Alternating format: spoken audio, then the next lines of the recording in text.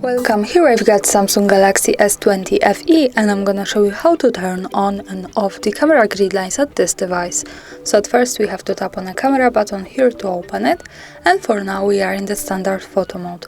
From here let's go to the left corner. By tapping on this button we can open the advanced camera settings. Now let's slide a little bit down and focus on the useful features here. And here we have the grid lines option, so by using this button we can easily turn them on and turn them off like that. For now let me keep this turned on. Let's go back to the camera to see the grid lines. And as you can see, it shows us these lines here in the camera preview. So this is useful when we want to use the rule of thirds in photography or making experiments with composition.